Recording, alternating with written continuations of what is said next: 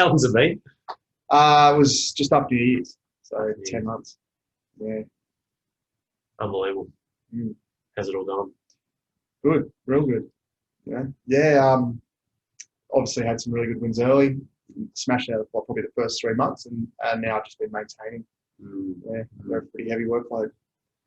Look completely different, man. Yeah, it's amazing to see, and that's what I love about what we do here. And for you guys, welcome to another episode, by the way, Real Dad Movement Podcast. We've got Ads, who's, I'm not going to say former member, he was a member, but now he's a coach and part of the team, and actually our operations manager for RDM, and we're building some big things, aren't we, mate?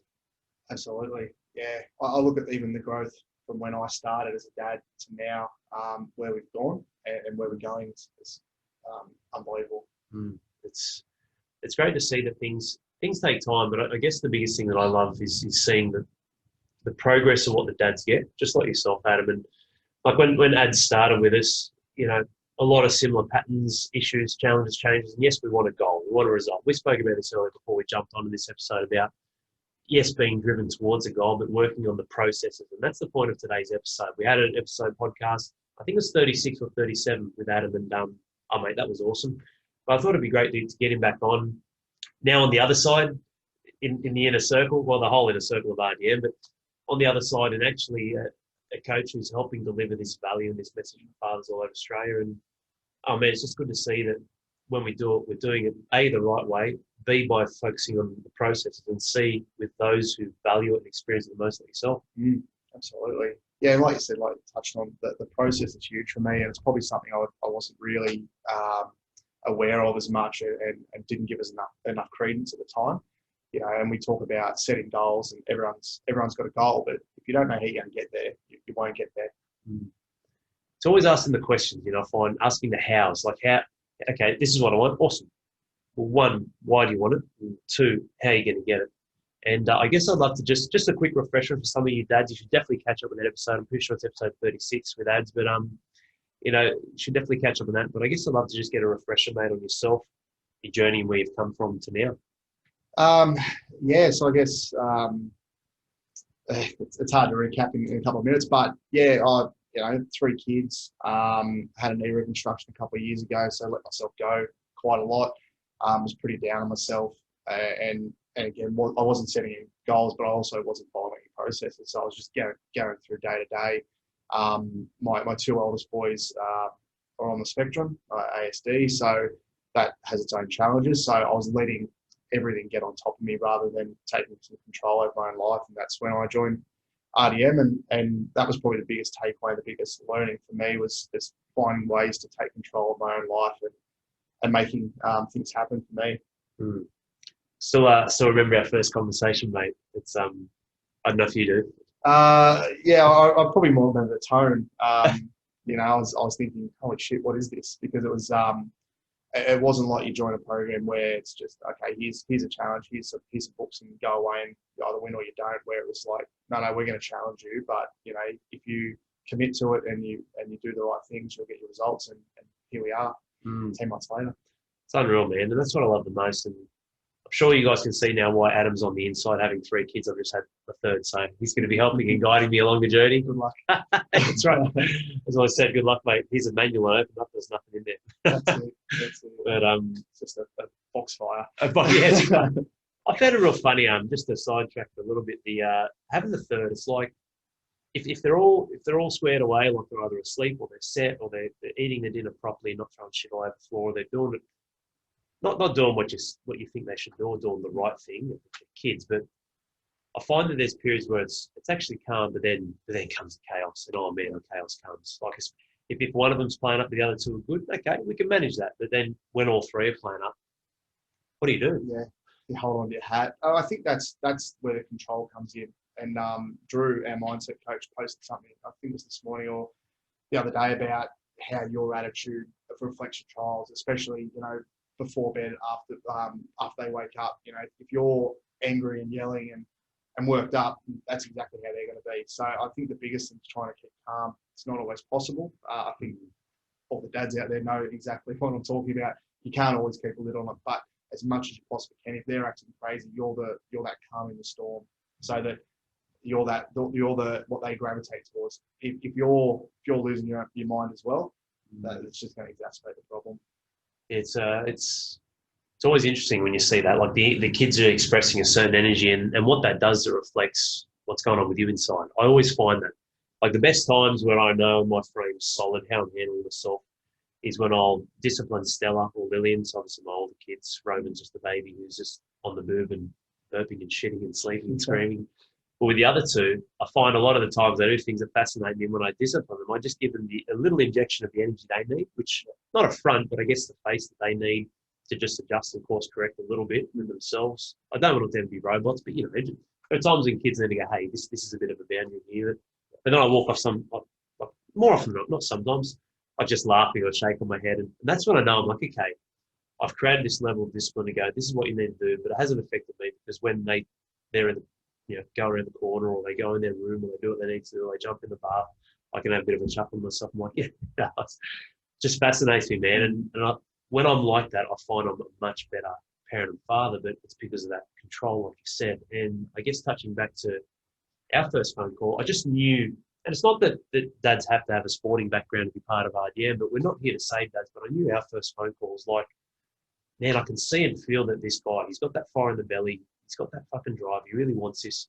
We just need to harness it and nurture it. And oh man, right out of the gates, fucking crushed it.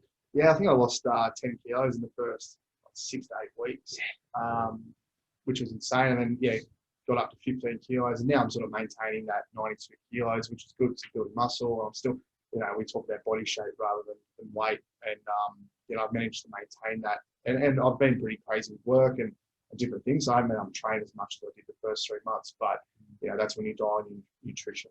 You know, so you might not be able to work out as much as you want, but you find another way to get that 1% better every day. Mm.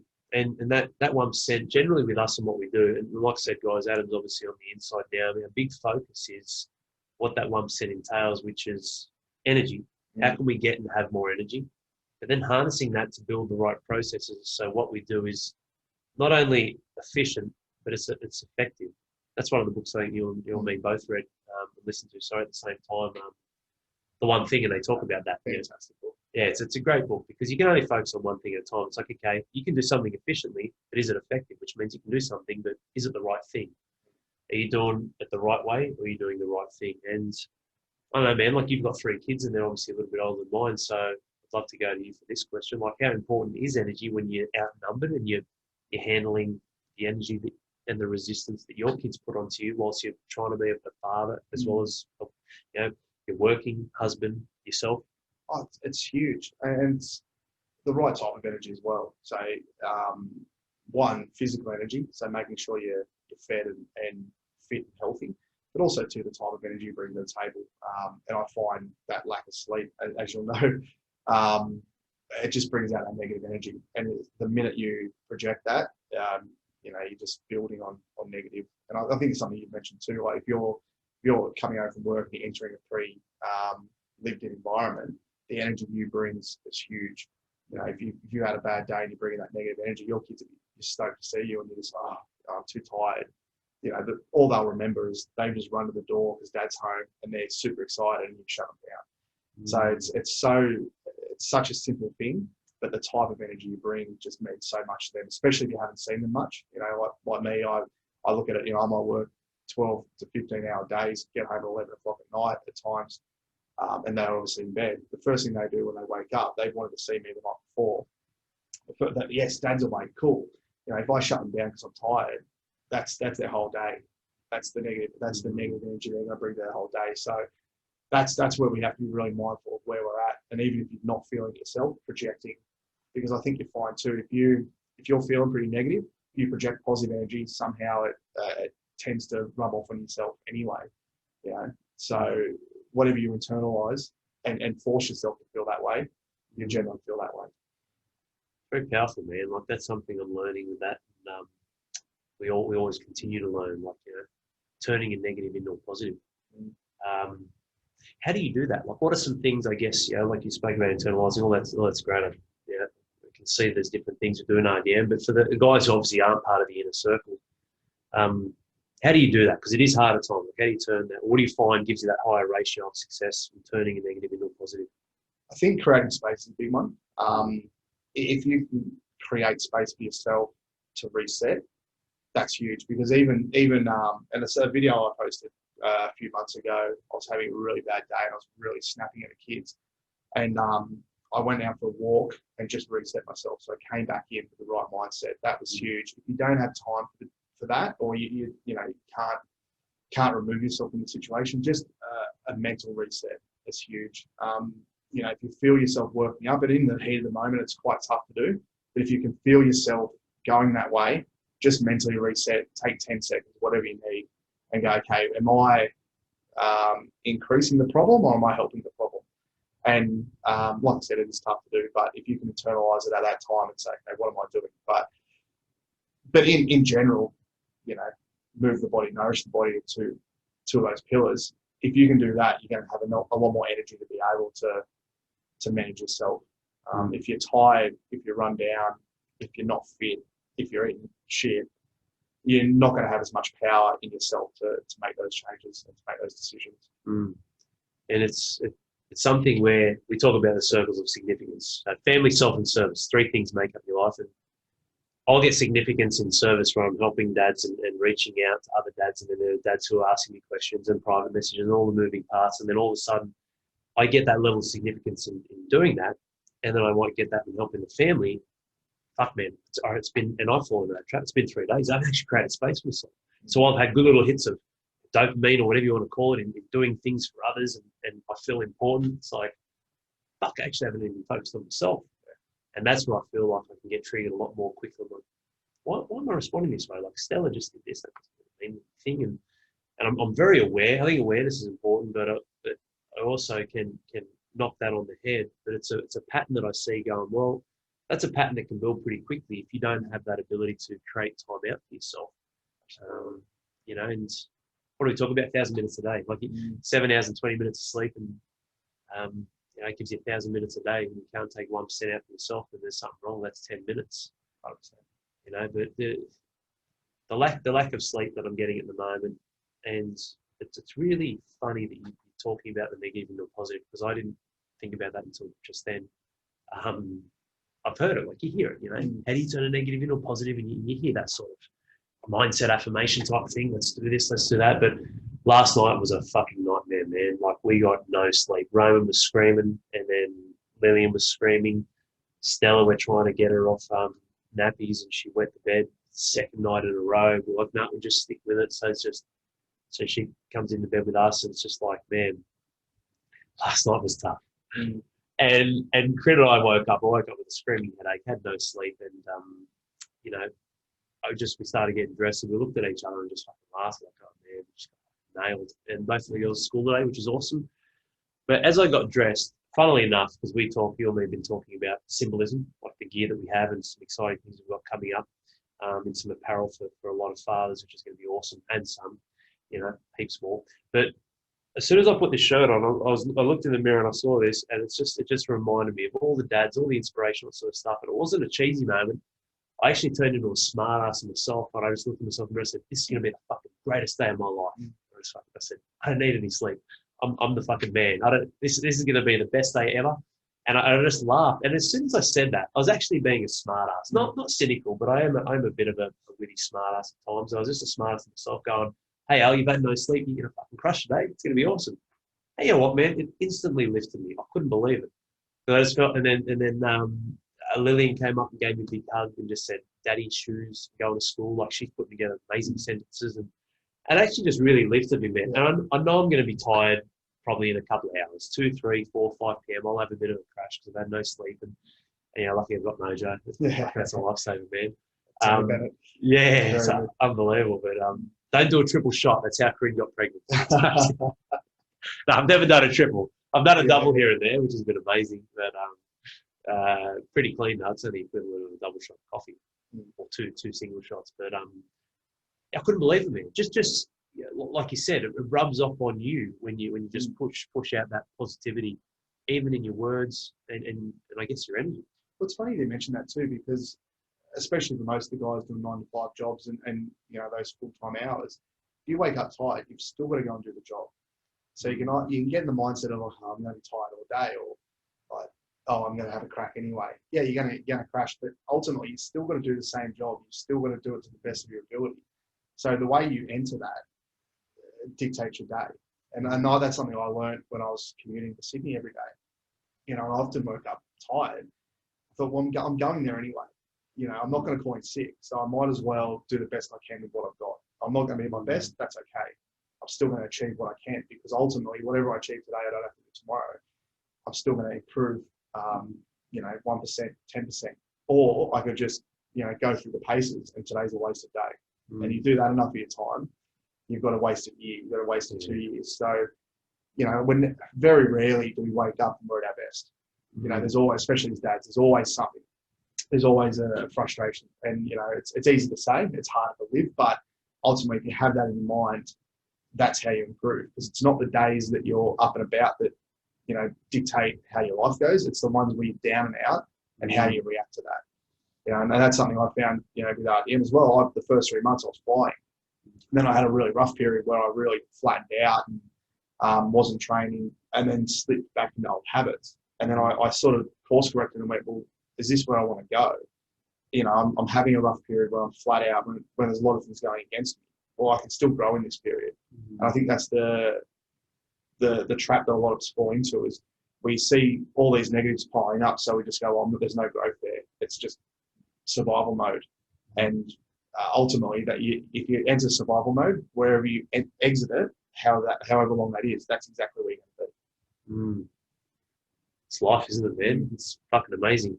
Those watching this or listening to this, I think should really probably just hit the rewind button for a minute and a half to 2 minutes and listen to that again, because that is to a T what fatherhood has taught me. This is someone who's a professional athlete, and you've got an athletic background as well. And it's like, you know what? After the first game of the season, when are you ever 100%? Bang! I've fractured my pinky. Cool, just tape it together. She'll be right. All right, I've rolled my ankle in this game. Awesome. All right, we've just got to get some tape on your ankle, and I've got a bit of a pinch in my shoulder. Okay, do your rehab today, this week instead of weights, and are you okay to play? And how many games do you sit out? Rarely any, unless it's something that really impairs you. And it's fucking life, man. And it's been a tough sort of probably 4 months for me in the sense that Corinne was in and out of hospital before the little man was born. He was stillborn premise, so I've got issues there, and he's nearly a month old now. And it's something where all the moving parts have still put me in a position where at my fundamentals, at my base, the processes have still been there. The belief and the faith and trust in myself and RDM has still been there, because I'm accountable to RDM. The tribe inspires me massively. And I've still performed at a really high level. So when I get, which I've actually gotten lately, in the last couple of weeks, we've just had days where it's all clicked, and I've had some sleep or some naps or caught up, and I've been firing. It's been like, oh man, I'm fucking unstoppable when I'm nearly 100%. But even though I've been sort of 70 to 90% for a few months now, I've still been productive. I've still gotten results. I've still worked on my processes, my systems. To be more honest, like, hey, what a large portion of your life is not necessarily going to be when you're firing on all cylinders, but what can you do? And that's the big thing. There will always be something like there. Oh, always, especially with dads, and I was talking to someone recently, because we're talking about younger kids versus older kids. I was talking about how the lack of sleep with younger kids, and we're talking, I can't wait till my kids are teenagers, because they won't hassle me as much. And then say, yeah, but then they start getting a license, or they're out drinking, and there's always something. You can be 60, 70 years old, and your kids are still your kids. So, like I said, there's always going to be something with kids. Yeah, and it's the mirror. Like the father brings up that mirror where it's like, okay, well, these may be the goals and the results that I want, but what are the actual processes that I'm building for myself? And we use the word process, patterns, behaviors, routines, rituals. Like, we're not robots, but it's like, what can we do day in, day out that's going to consistently move us forward? You said it before, 1%. That's all we need to do. Can we move 1%? Some days we may move forward 7%. Unreal. And that week turns into a 7 to 10% week. But there are other times where we are in a fight. We're just holding our own. And I guess it's a rarity to sort of feel like you're crushing it everywhere. But people hold back. Even fathers, there might be some of your dads listening now. I'll drop 10 kilos first, and I'll contact Alan RDM, or let me get my nutrition sorted first, or we've had fathers who on the phone have spoken about lap band surgery, all that sort of shit. It's like, yeah, but man, you're treating the symptom, not the cause. Exactly. you're not changing the man and looking at the man who needs to shift, and you're waiting for the planets to line. And if I waited for the planets to line up, there's no way I would have even started RDM. No, Like, no, that's right. And that's a trap that I feel I do quite. I'll do it tomorrow, or I'll wait for the perfect moment. And you hear about a lot of people that quit smoking or quit drinking or quit these negative habits that they want to get rid of. I'll wait for this 21st because I know I'm going to drink there. Or if you're going to do it, and take action now. And then that's because it's easier. It's easy to say you're going to do something without actually having to commit to it.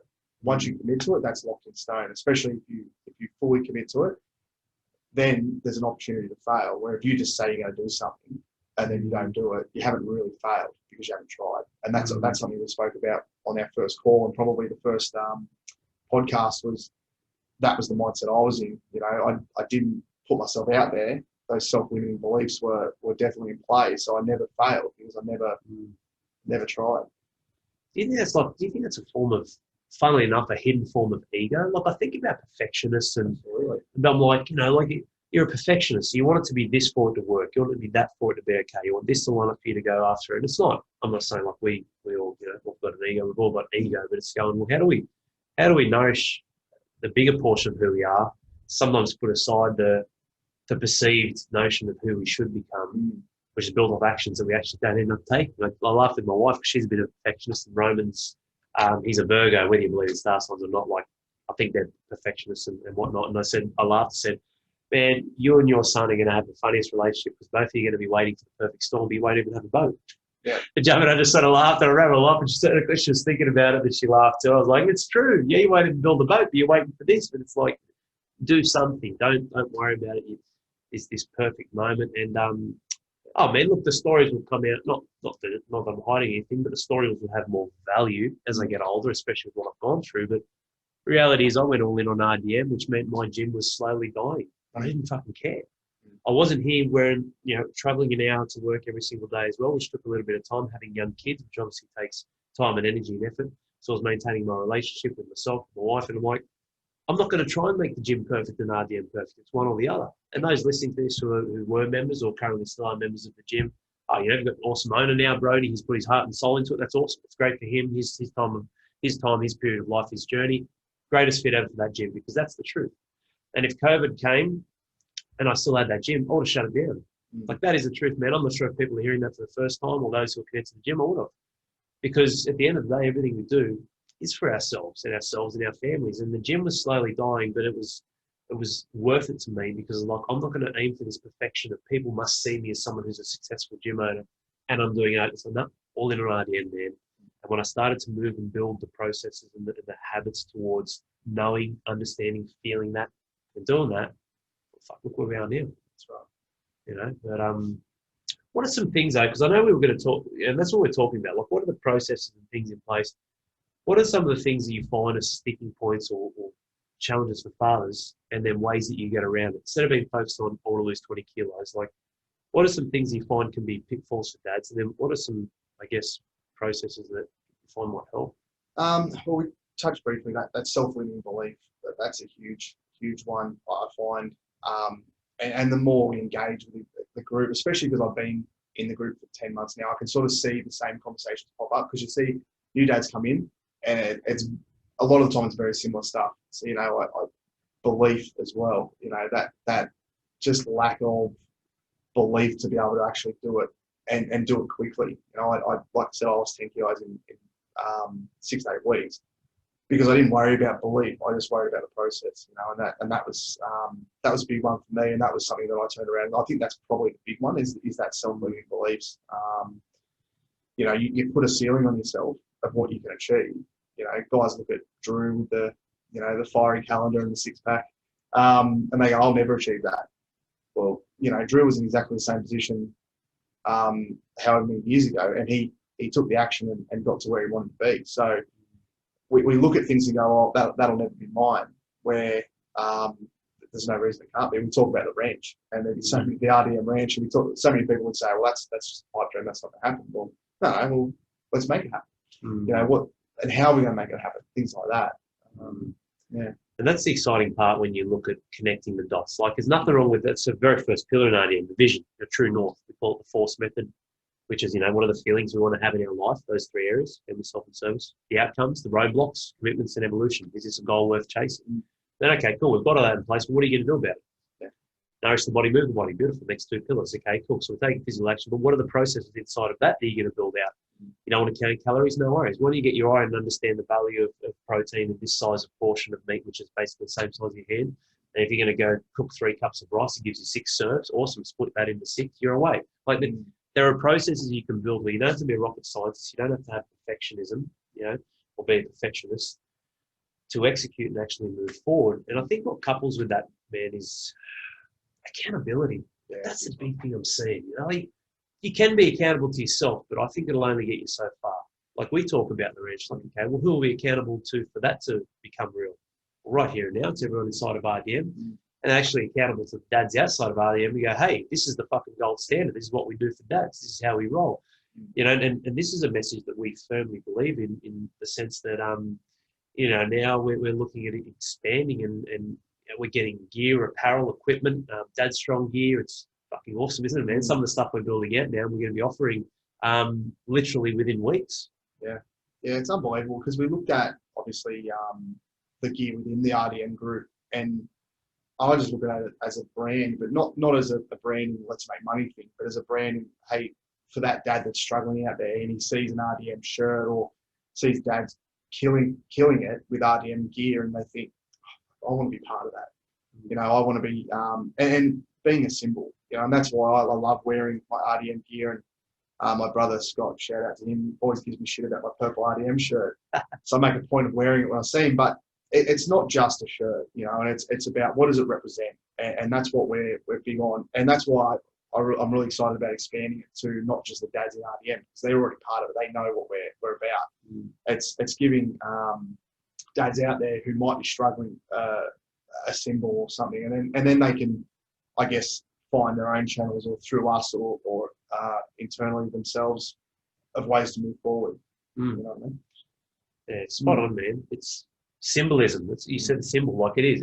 What this represents, like, so putting this on, having an absolutely horrible morning and then just going back, There are times where it sounds silly. I should probably go listen to this podcast, but could I be walking past and I'll give her a slap on the ass and I'll just say, fuck yeah, the dads. Like, it's so silly. And that's not being a stupid boy and playing around. I'll just say it to stir her, right? And I'll do other things. I've built the fence in my backyard, and as soon as I knock the last little picket in, fuck yeah, the dads. And then I'm wearing my Dad Strong shirt. I'm wearing all the gear. It's just so funny. Like, I know they're silly examples, but that's how, not trivial, but that's how small it can be. Like, we're not here trying to hit home runs. We've all got comeback power. We've all got that ability to go, this is the big one. This is the one. It's like, no.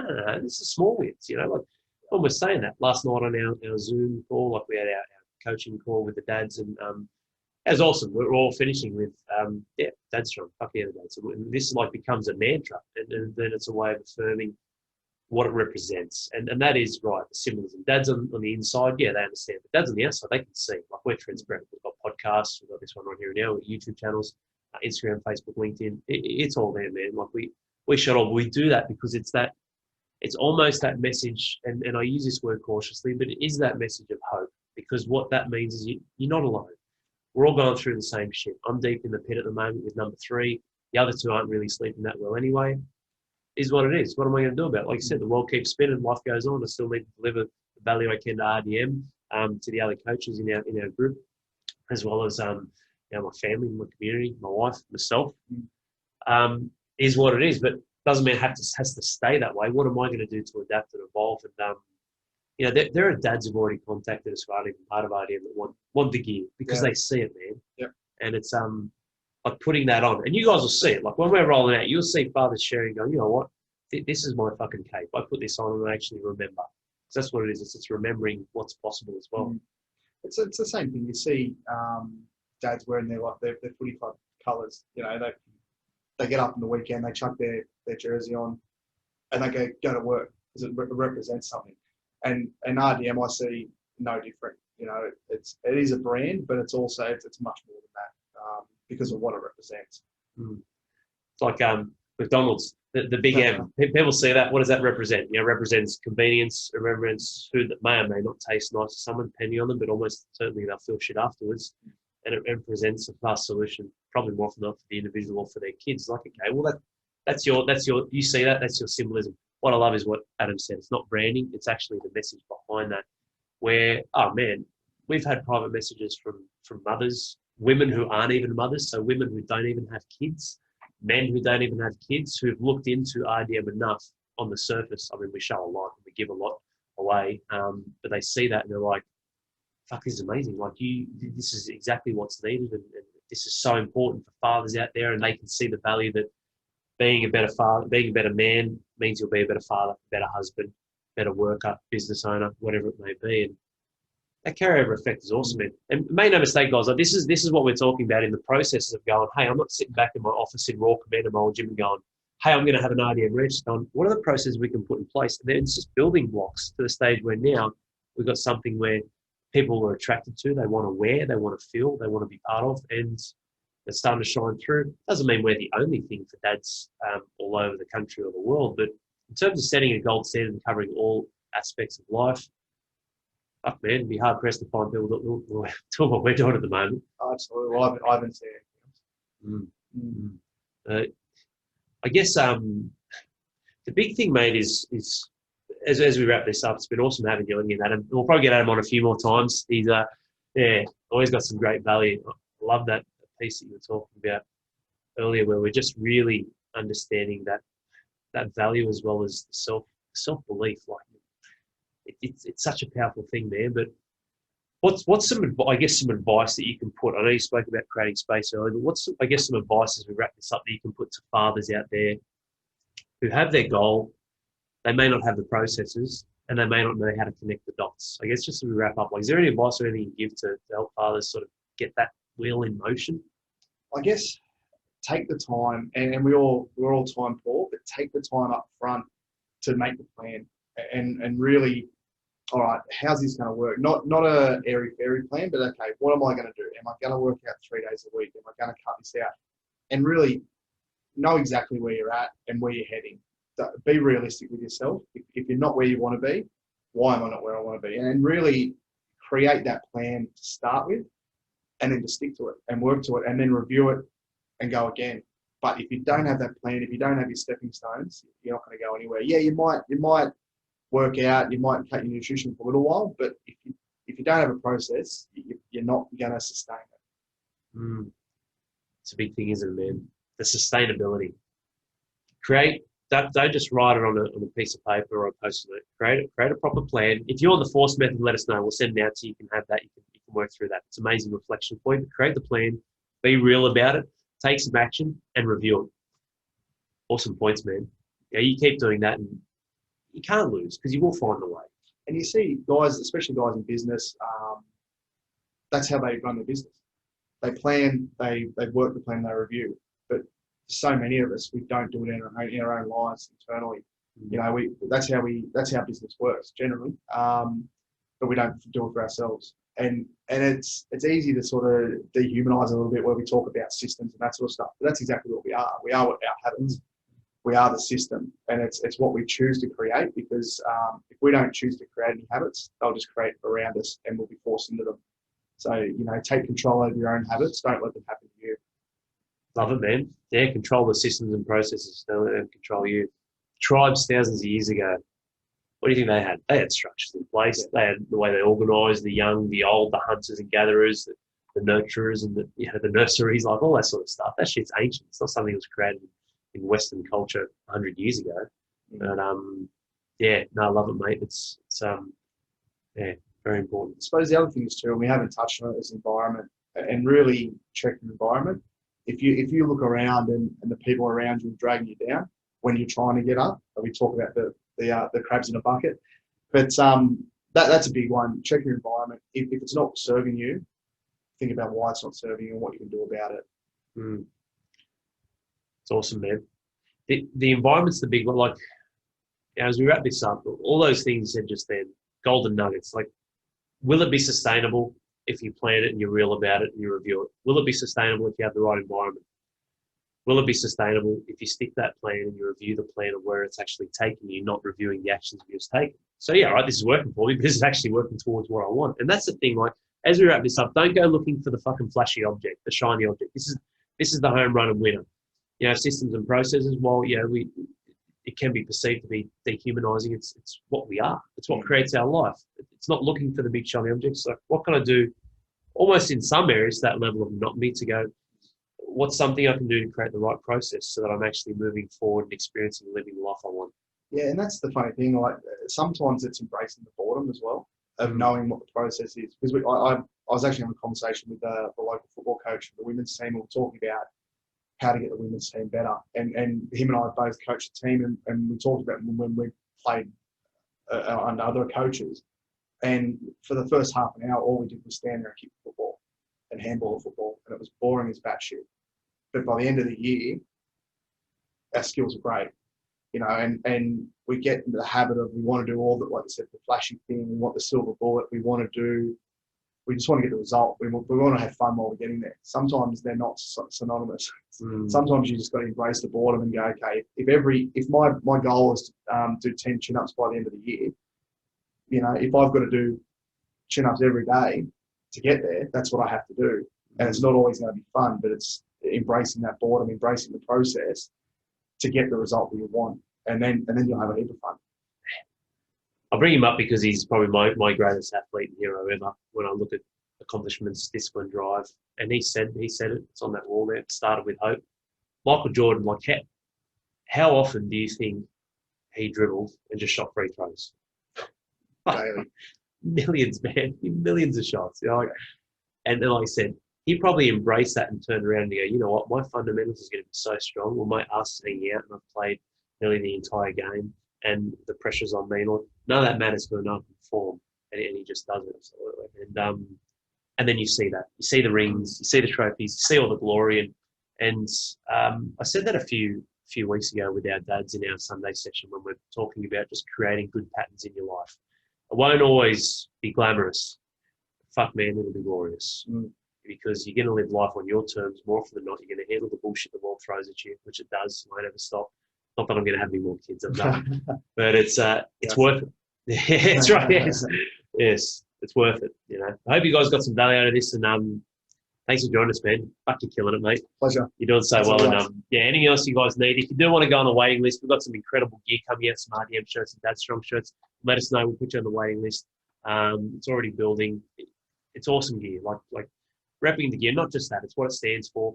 But if you ever need anything, hit us up, or if you do want to inquire about that, hit us up with a direct message or an email, alex@realdadmovement.com.au, and we'll make sure you're sorted out when we get some gear on, some fresh threads and hats and, oh, mate, everything. Yeah, it's pumped for it. Thanks, guys. Take care. Hope you enjoyed this episode. We'll see you again soon. Cheers, guys. Cheers.